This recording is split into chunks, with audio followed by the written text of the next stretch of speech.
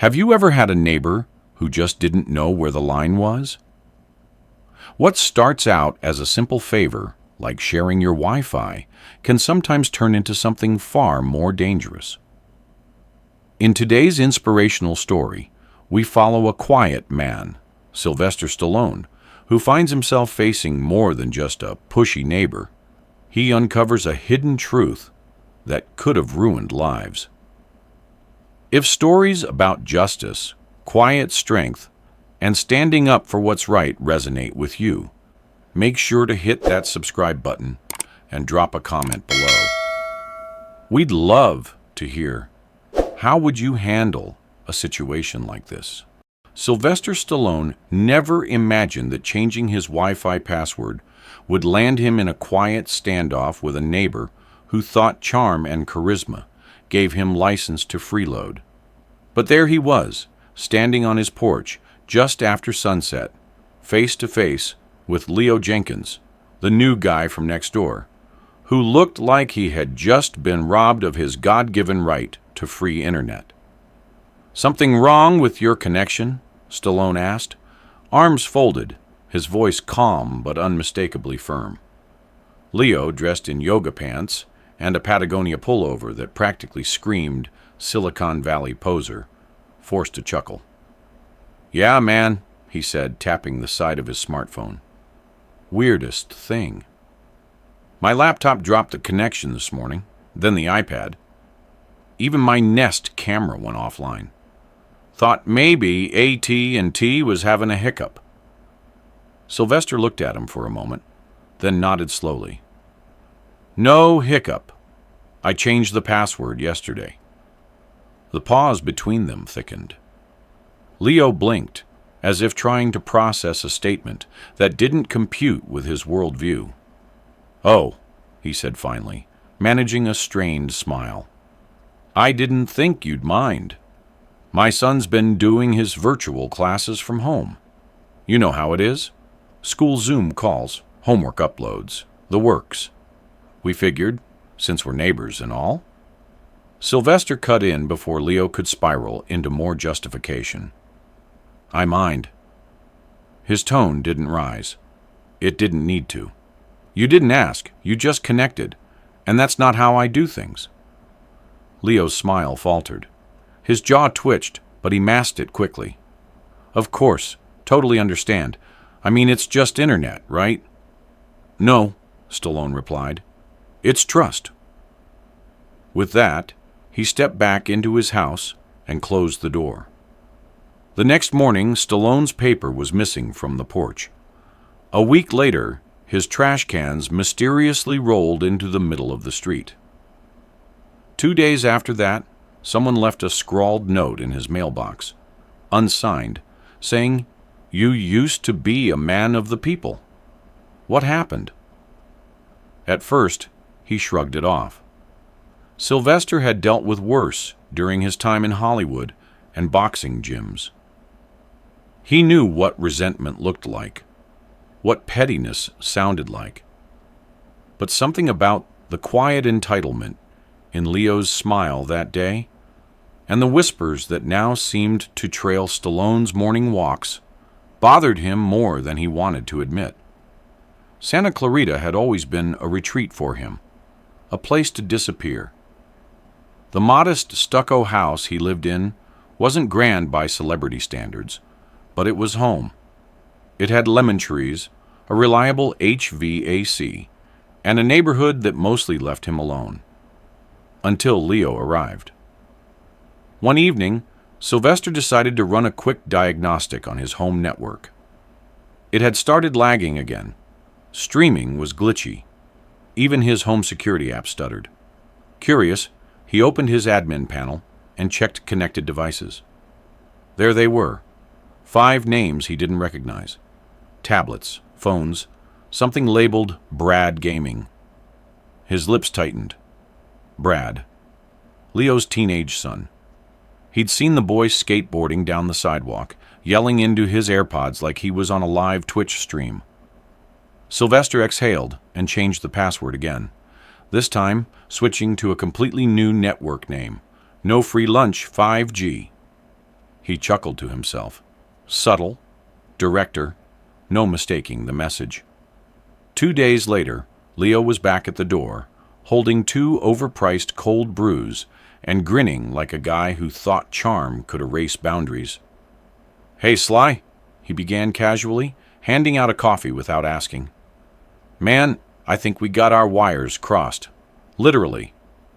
Sylvester didn't touch the coffee. "Did we?" Leo blinked, confused. "I mean, I noticed the new network name. Little on the nose, don't you think?"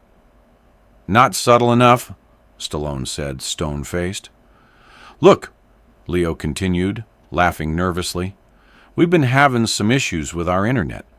Karen, my wife, has been trying to work from home, and Brad's got these online certifications he's working on. It's just temporary, you know?" "You mean, freeloading?" Stallone said plainly. "I pay for a service. I didn't sign up to be your ISP." Leo's smile thinned. "Wow. Okay. I just thought maybe you'd be the kind of guy who remembers where he came from. Not everyone's got movie money lying around." Sylvester's expression didn't budge. "What I remember," he said quietly, "is never taking more than I earned." Leo left without another word. The next week, Stallone's sprinkler system was mysteriously shut off. His Amazon packages arrived opened, and a new rumor made its way down Mapleview Lane. Stallone was paranoid, territorial. "The fame must have gone to his head," someone muttered at the local dry cleaner. Sylvester didn't respond, but he paid closer attention. Late one evening, while checking his smart door camera feed, he noticed strange activity. His bandwidth surged for no reason. He reopened his network panel and spotted it again. One rogue device. No name this time, just a MAC address. And it wasn't just streaming Netflix. It was accessing private logins, proxy sites, even a few obscure URLs that raised every red flag in his head. He opened his laptop and pulled up the tracking script his old IT guy had once set up for him, just in case. The script logged every IP interaction, every attempt to spoof or reroute traffic. What he found wasn't just suspicious, it was criminal. Someone had used his Wi-Fi as a launchpad to scrape login credentials, test phishing scripts, and even mask their access to online financial tools. The signal pinged from close. Too close. It was coming from Leo's garage. Sylvester sat back in his chair, processing the implications. It wasn't just about boundaries anymore. It wasn't just freeloading. Someone was using his connection to do something illegal, something that could be traced back to his name, his address. He didn't call the police. Not yet. Instead, he printed the logs, 20 pages of timestamps, IP traces, and proof of unauthorized access. He tucked them into a manila folder and waited until the morning. Then, around 9 a.m., he walked next door and knocked. Leo answered in a UCLA hoodie and pajama pants, a protein bar halfway to his mouth. "Sly," he said, voice chipper. "You want to come in?" "No," Stallone replied. "We talk here." Leo glanced over his shoulder like someone trying to buy time. "What's up?" Sylvester handed him the folder. Leo flipped through the pages, his smile slowly fading. "What is this?" "My network," Stallone said. "Your garage." Leo's jaw tightened. "Are you accusing me?" "I'm showing you what I found. It's your house, your responsibility. You can deny it, or you can deal with it." Leo shook his head. "You don't know what this is. I mean, come on. Brad downloads stuff all the time. This is probably some stupid VPN thing. You're blowing this way out of proportion." "You think that's what I do?" Stallone asked quietly. "Blow things out of proportion?" Leo didn't respond. "I've been around long enough to know what panic looks like. Stallone continued. "And you're wearing it on your face." Leo clutched the folder, then tried to shove it back. "This is insane. You're paranoid. You're trying to pin this on us because we borrowed a little Wi-Fi. You're not the law." "No," Stallone said, "but I know how to call them." Leo opened his mouth, but nothing came out. Sylvester turned, walked back to his porch, and sat down with his coffee. That night, 3 black sedans pulled up quietly outside Leo's house. The doors opened in silence. Agents stepped out, moved with purpose. One of them knocked, calm, collected. Another held a file marked DOJ Cybercrime Division. Inside his living room, Stallone sipped his coffee and didn't say a word. The knock echoed through the quiet morning like a punctuation mark. Leo opened the door slowly, his expression one of casual confusion, poorly masking rising panic. The lead agent introduced himself with a calm but authoritative tone. "Mr. Jenkins, we're from the Department of Justice. We have a few questions regarding unauthorized network activity associated with this address. May we come in?" Leo stepped aside stiffly, the folder Stallone had given him still clutched in his hand like a cursed object. From his porch, Sylvester watched as the agents disappeared into the house. He wasn't gloating. There was no triumph in watching a man spiral, especially when the fallout could affect more than just the man himself. Stallone had known men like Leo all his life, ones who could talk their way into anything, right up until the truth showed up at the door in a Navy windbreaker. For the next hour, the street was unnervingly still.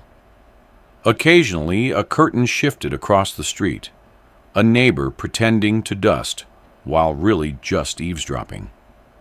One agent emerged briefly to retrieve a black case from the car, then vanished again.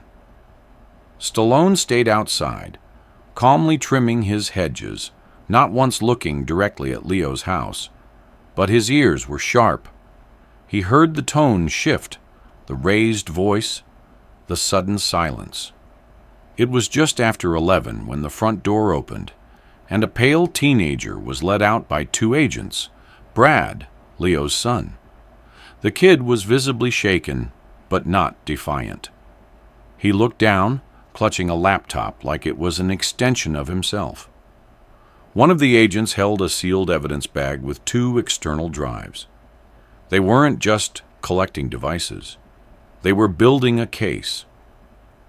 Leo followed them out seconds later, face pale but defensive. He caught sight of Stallone, who by then was hosing down the front steps. Their eyes met. For the first time, Leo didn't say anything smug. He didn't say anything at all. When the cars pulled away, the neighborhood exhaled. Sylvester turned off the hose, set it down carefully, and went inside. That night, he didn't sleep much. Not from guilt. He knew what had happened wasn't his fault, but from the knowledge that confrontation, even when justified, came with weight. You don't live through 5 decades of fame, fights, and fanfare without learning that people will rewrite stories to protect their pride. Sure enough, the next morning, the whispers began. At the local cafe, a woman who had once brought him banana bread started her sentence with, "I don't mean to judge, but..." At the pharmacy, the clerk gave him a careful smile, eyes flicking nervously like he was radioactive. It didn't take long for Leo's version to spread, that Stallone had snitched, exaggerated everything, embarrassed a neighbor over a harmless mistake. One rumor claimed the feds found nothing, another that Brad had been framed. The truth, as usual, was far less interesting than the gossip. What they didn't know, what Stallone hadn't shared, was that one of the agents had stopped by later that day. He was younger, maybe mid-30s, with the type of crisp calm that came from dealing with messy situations for too long. "Mr. Stallone," he said after confirming his identity. "Just wanted to say thank you for reporting the breach. We've been tracking similar activity across multiple cities, and your logs helped us connect a few dots. The devices your neighbor's son used were tied to at least 3 other IP traces involving financial fraud. He's not the mastermind, but he's been participating and likely profiting." Sylvester nodded. "I just wanted to protect my home." "That's what you did," the agent replied, "and maybe saved a few folks in the process. Still, it didn't feel like a win. It felt like cleaning up a mess someone else pretended didn't exist." For the next 2 weeks, Leo's house sat dark. No cars, no lights, no shouting matches between Brad and his online buddies echoing through the windows. Some neighbors avoided the topic, others tiptoed around it with vague condolences. But Stallone kept his routine. Morning walks, evening reading, weekly calls with his daughters. He didn't owe anyone explanations. Then one evening, long after the sun had dipped behind the hills and the cicadas had begun their nightly hum, Leo appeared again. This time, he didn't have coffee or excuses. He walked slowly across the lawn, hands in his pockets, and stopped at the edge of Stallone's porch. "I guess you think you won," he said, voice tired. Stallone looked up from his book. "Is that what this was to you? A game?" Leo didn't answer right away. I didn't think it was that serious. Brad's always been into tech. I figured he was messing around. A few downloads. Maybe some hacking for fun kind of stuff. I didn't realize." "You didn't want to realize," Stallone cut in, his tone cool. "That's the difference." Leo shifted uncomfortably. "He's a good kid. I raised him right." "Then why was he using someone else's network to steal from strangers?" Stallone asked. "You think good intentions erase that?" Leo looked away. "I just wanted to give him more than I had growing up. By teaching him to take what isn't his?" The silence between them grew heavy. Leo sighed. "They're pressing charges. Juvenile for now, but depending on what else they find, I'm sorry for your kid," Stallone said, "but I'm not sorry for stopping it." Leo nodded slowly. "You're not who I thought you were." "That's the thing about assumptions," Sylvester said, returning to his book. "They usually say more about the person making them." Leo stood there for another moment, then turned and walked back across the yard. He didn't come back. Days passed. Then one Saturday morning, a moving truck appeared. By noon, Leo's house was nearly empty. A neighbor mentioned overhearing something about starting fresh in Arizona. Someone else said the mortgage had gone delinquent. Stallone didn't ask. He watched from his porch as Leo packed the last of his belongings: a guitar case, a printer, a box labeled college stuff, and closed the door behind him. He didn't look back. That evening, the neighborhood felt lighter. Kids played in driveways again. Music drifted lazily from open windows. Janice from 3 doors down came by with fresh cookies. "No hard feelings, huh?" she said awkwardly. Stallone smiled, took the cookies, and nodded. "None at all." He knew better than to hold grudges. Life was too short. Later that night, as he sat on the back patio sipping chamomile tea and listening to Sinatra on low volume, he thought about the entire ordeal, about lines we draw, not with fences, but with choices. Trust doesn't need a sign. It just needs respect. And once someone crosses that, you don't need anger. You just need clarity. Sylvester stared out over the quiet backyard, the moonlight resting softly on the lemon trees, and allowed himself the smallest of smiles. Not because he had won anything, but because he hadn't backed down when it counted. Weeks passed.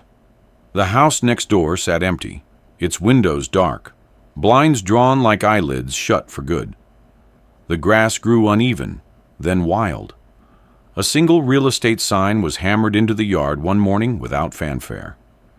It stayed there, tilting slightly after a few rains.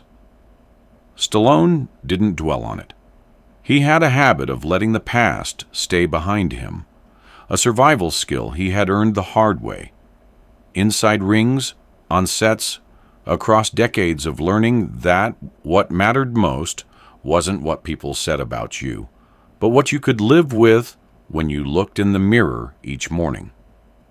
He continued his routine. Morning stretches, feeding the dog, pruning the lemon trees out back. Once a week, he drove into town for groceries, and once a month, he'd meet up with a few old friends at a diner. Off Route 14, guys who didn't care about red carpets or box office numbers, just coffee that didn't taste like gasoline and conversation that didn't come with an agenda. One morning, while flipping through the LA Times on his porch, a new sedan pulled into the driveway next door. A young couple stepped out, mid-30s, maybe early 40s. She had a toddler on her hip. He was carrying a box labeled "Books, Donate" in faded marker. They looked tired but hopeful. Stallone watched without making a show of it, just long enough to register their body language. These weren't fast talkers. These were start-over people. That afternoon, he walked over with a welcome basket. Not a Hollywood-style gift basket full of rare cheeses and monogrammed nonsense, just simple things. Oranges from his tree, a jar of local honey, and a note scribbled in plain black ink that read, "Welcome to the neighborhood. S." The woman, her name was Grace, answered the door with a surprised smile. She introduced herself and her husband, Mitchell. They were moving from Sacramento, she said. Wanted somewhere quieter to raise their son. Stallone nodded. Good choice. That was it. No long speeches, no probing questions, just neighborly decency. Over the next few weeks, they'd wave from their porch, exchange the occasional weather comment, but mostly kept to themselves. It was peaceful again, almost forgettable. Until a letter arrived in Stallone's mailbox with no return address. Inside, a single sheet of paper. It read, "You didn't know the whole story." No signature, no explanation, no threat. He read it 3 times, then folded it once and dropped it into the drawer beneath his coffee machine. It stayed there, unopened, unread again. Because whether it was from Leo or someone speaking on his behalf, Stallone had already made peace with the decisions he'd made. And if Leo was looking for vindication, he'd have to find it somewhere else.